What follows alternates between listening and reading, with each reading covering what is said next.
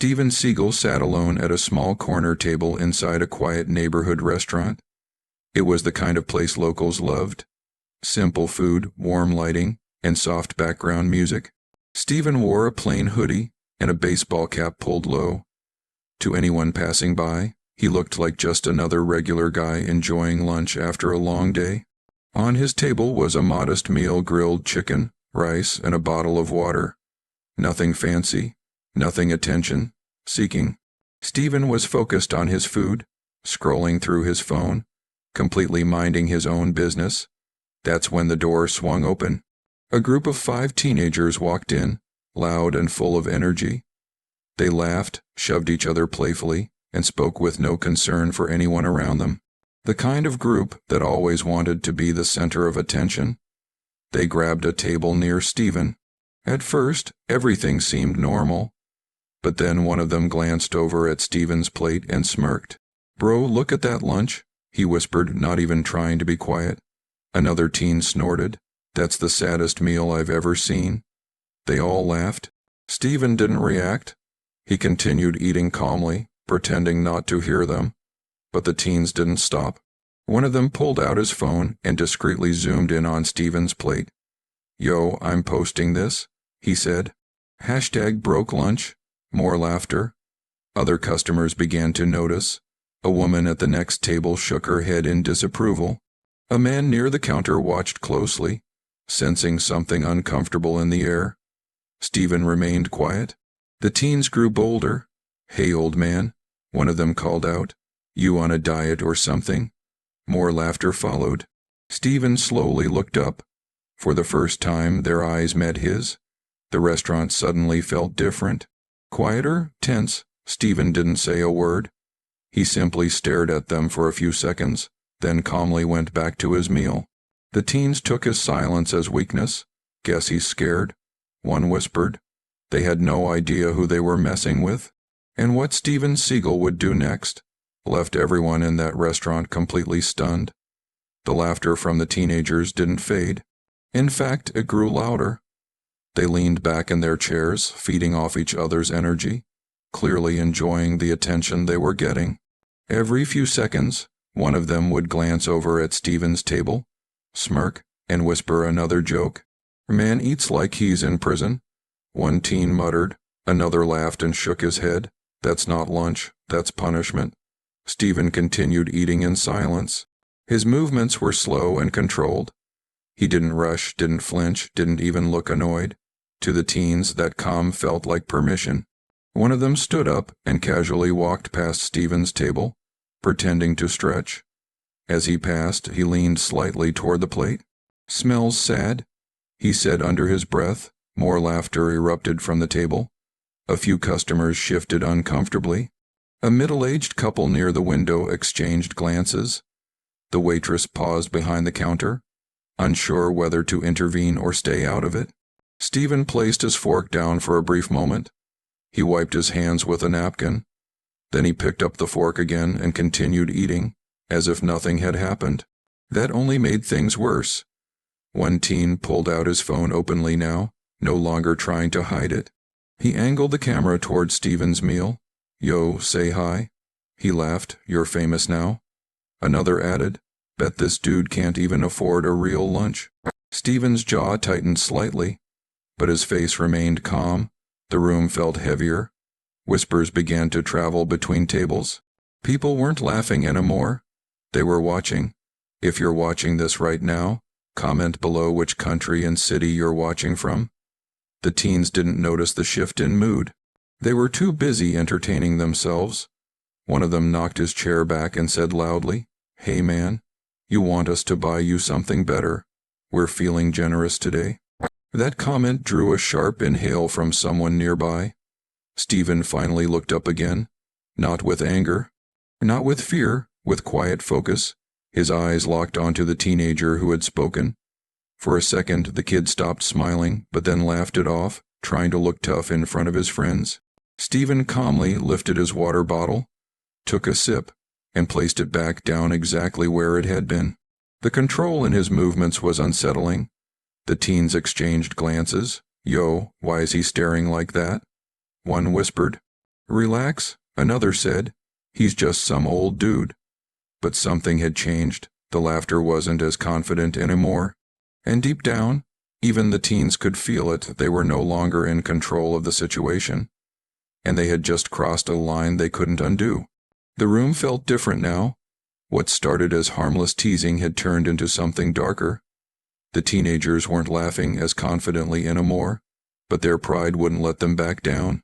They whispered among themselves, glancing at Steven like he was some kind of challenge. One of them stood up again. He walked slowly toward Steven's table, dragging his feet loudly across the floor to get attention. The entire restaurant went quiet. Even the background music seemed to fade into nothing. The teen stopped right beside Steven. "Hey," he said, pretending to smile. "Mind if I sit here?" Steven didn't answer. The teen pulled out a chair anyway and sat down without permission. He leaned back, crossing his arms. "So what do you do for fun? Stare at your food all day?" A few weak laughs came from his friends. Steven finally looked at him. Not angry, not threatening, just calm. The kind of calm that made people nervous. The teen swallowed. "Relax, man, we're just joking," he said quickly, but his voice cracked. Steven spoke for the first time. "Jokes are supposed to be funny," he said quietly, "not cruel." His voice was low, steady, controlled. It wasn't loud, but everyone in the room heard it. The teen blinked. Nobody expected that response. His friends shifted in their seats. One of them whispered, "Bro, just come back." But pride pushed him forward. "Oh yeah," he said. "And who decides that? You?" Steven slowly stood up. Chairs scraped. Someone gasped. Steven wasn't tall, but the way he stood balanced, centered, made him look bigger, stronger. The teen instinctively took a step back. Steven didn't touch him, didn't threaten him. He just stood there. "You don't know me," Steven said calmly. "But you should know this disrespect always comes with a price."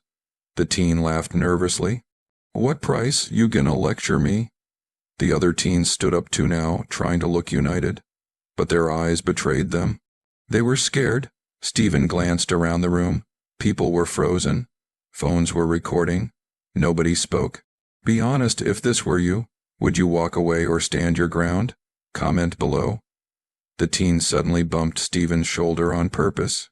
"Move, old man." That was the moment. The entire room held its breath. Steven's eyes narrowed, but his face stayed calm.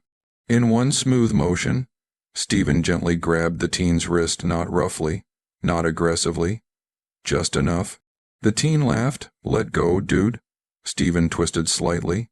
The laugh vanished. The teen's face turned pale as his arm locked up. Pain shot through his body, but Steven didn't even look like he was trying. "Stop," the teen hissed. Steven leaned closer. "Pain teaches faster than words," he whispered. Steven released him instantly. The teen stumbled back, grabbing his arm. "What the?"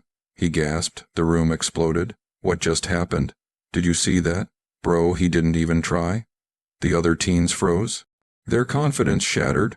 One of them whispered, "Yo, he's not normal." Steven stepped back to his table and calmly sat down again. He picked up his fork, continued eating, like nothing happened. The teen who got grabbed stared in shock. "How did you do that?" he asked, trying to hide the fear in his voice. Steven didn't answer. The waitress finally spoke. "Sir, are you okay?" Steven nodded. "I'm fine." The teens backed away slowly. "This is weird." One muttered, "Let's go." But the one who got embarrassed wasn't done. "You think you're tough?" he snapped. "You don't scare me." Steven looked up again. "Then leave," he said, "and don't bother anyone else." Silence. The teen hesitated. Everyone watched. Then finally he turned around and walked back to his friends. They grabbed their jackets, but they didn't leave the restaurant. They just moved to a corner, whispering, watching, waiting. They were planning something. Steven felt it. And so did everyone else. This wasn't over. Not even close. The restaurant felt frozen in time. Steven Seagal sat calmly at his table, continuing his meal as if nothing unusual had happened. Across the room, the teenagers huddled together, whispering urgently. Their laughter was gone. Their confidence had vanished. Now there was only confusion and fear. Bro, what was that? One of them whispered. He barely touched you. My arm still hurts. The teen who had been grabbed kept rubbing his wrist, replaying the moment in his head. He couldn't understand how someone so calm, so quiet, could have controlled him so easily. Around them, customers were murmuring too. Did you see that move? That wasn't normal. He didn't even try. Then something changed. A man near the counter squinted at Steven. He tilted his head, studying his face carefully. The hoodie, the calm posture, the unmistakable presence, no way, he muttered. He pulled out his phone and quietly searched something. His eyes widened. Oh my God, he whispered to his wife, that's Steven Seagal. His wife gasped, the actor, the martial artist. He nodded. Yeah, that's him. She looked again. Why is he just eating? Across the room, a young waitress overheard them. Wait, Steven Seagal, she whispered, like from the movies. The man nodded again. That's him. The whisper spread like wildfire. That's Steven Seagal. No way. Are you serious? The martial arts guy? He's a legend. People subtly lifted their phones, pretending to text but secretly recording. Others leaned forward to get a better look. Steven noticed none of it, or pretended not to. He kept eating. Not showing off, not seeking attention, just being himself. The teens still had no idea. They were too busy whispering among themselves. Bro, he embarrassed you. We can't let that slide. Yeah, we look stupid. One of them glanced at Steven. He thinks he's tough, we should show him. The others hesitated. Man, something about him is off. I don't like it. He didn't even get mad, but ego pushed them again. The teen who had been grabbed stood up. I'm not scared of him, he said loudly, trying to convince himself more than his friends. People nearby froze. Steven slowly looked up. Still calm, still silent. The teen walked a few steps closer but stopped when he felt dozens of eyes on him. That's when someone behind him whispered loudly, Bro, that's Steven Seagal. The teen turned around. Who? Steven Seagal, the actor, the martial arts legend. The teen laughed nervously. Stop lying. I swear, the guy said. Look him up. The teen hesitated. He pulled out his phone, typed a name, then looked at Steven, then at his screen. Then back at Steven. His face drained of color. No way, he whispered. His friends crowded around. Let me see. Bro, that's him. Oh crap, we messed up. The realization hit them all at once. Their jokes, their mocking, their arrogance. They had just disrespected a world-famous martial artist. Panic set in. Should we leave? He could have seriously hurt you. Why didn't he? Steven stood up again, not aggressively, not threateningly, just standing. The entire room went silent. Steven looked at the teens. You found out who I am? He said calmly. Good. The teens didn't answer. You think that changes anything? Steven continued. It shouldn't. He walked a few steps closer. No rush, no anger. Respect isn't about fame, he said. It's about how you treat people when you think nobody important is watching.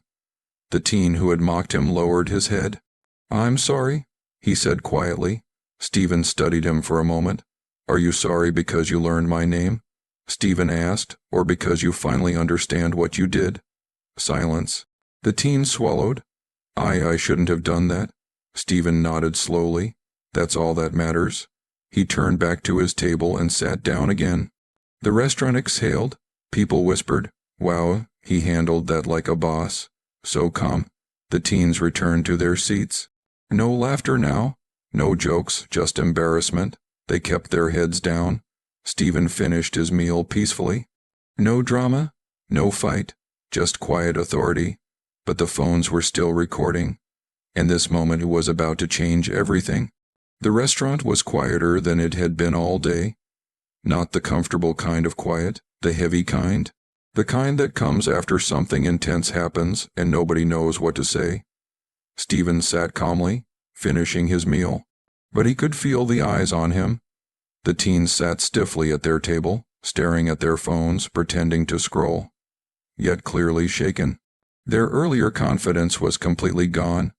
Finally, Steven pushed his plate away. He stood up slowly. Chairs scraped softly as people shifted in their seats. Every head turned toward him. Steven walked toward the teen's table. Not aggressively, not threateningly, just confidently. Each step felt heavy. The teen who had mocked him the most froze. His hands trembled slightly. Steven stopped in front of them. "Relax," he said gently. "I'm not here to hurt anyone." The teens exchanged nervous glances. "I just want to talk." Nobody laughed now. Nobody joked. Steven looked at them one by one. "You guys walked in here today looking for fun," he said calmly. "That's normal. You're young. You have energy." He paused. "But somewhere along the way you decided it was okay to make someone else feel small." The teen lowered his head. "You don't know what people are going through," Steven continued.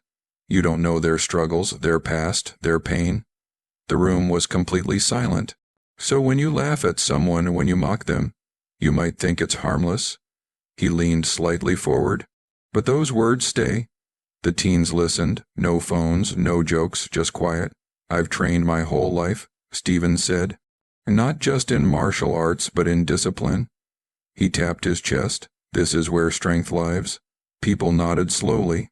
"You want to be strong?" he asked. "Be kind. Be respectful. Be better than your ego." The teen finally spoke. "We didn't know who you were," he said quietly. Steven smiled slightly. "That's exactly the point." He straightened. "If you only show respect to famous people, you don't really respect anyone." That line hit hard. The teens stared at the table. Steven continued. "Every person you meet deserves basic dignity, whether they're rich, poor, famous, or invisible." One of the teens swallowed. "I'm sorry," he said, "for real." Steven looked at him. "Good," he said, "then learn from it." Steven extended his hand. The teen hesitated, then shook it. Applause slowly started. Not loud, not dramatic, just genuine. Steven turned to the room. "We all mess up," he said. "What matters is what we do after." The waitress wiped her eyes. A man near the counter nodded proudly. Steven walked back to his table. But before sitting down, he turned again. "And one more thing," he added. The teens looked up. "Next time you see someone eating alone instead of laughing," he smiled, "try saying hello." Silence. Then one teen laughed softly. "Yeah, we probably should." Steven finally sat down. The tension broke. People started breathing normally again. Whispers filled the room. Man, that was deep. He could have destroyed them. But he chose words. That's real power. The teens stayed quiet. But their faces had changed. No arrogance, no jokes, just reflection. Steven finished his drink and stood up again. He grabbed his jacket. As he walked past their table, the main teen spoke again. "Sir," Steven stopped. "Thanks," the teen said, "for not embarrassing us." Steven smiled. "Life will do that for you if you don't change." The teen nodded seriously. Steven headed toward the door. But something was happening. Phones were everywhere now.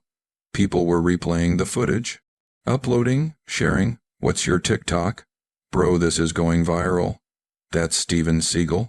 Steven pushed the door open. Before leaving, he turned back one last time. "Remember," he said, "your words shape who you become." Then he walked out. The door closed behind him. The teens sat in silence. Finally one of them spoke. "Bro, we messed up." Another nodded. "Yeah, but at least we learned." The third teen exhaled. "That dude's different." Outside, Steven walked calmly down the street, unaware that millions of people were about to watch this moment, and that the real impact was just beginning. The restaurant was buzzing again, but differently this time. Phones were out, cameras recording, whispers echoing. "That's Steven Seagal." The energy in the room had completely shifted. The once confident teenagers were now pale, silent, their arrogance replaced by fear and awe. They weren't just embarrassed. They were stunned by the calm authority and power Steven had displayed. One of the customers finally spoke up. "Guys, do you even know who this is?" The teens froze. "What do you mean?" One of them whispered. "Steven Seagal." The customer said firmly. "Martial arts legend, actor, senator. He's not just some guy having lunch." The words hit the teens like a punch. The realization crashed down on them all at once. No way. One muttered, "Yeah, way."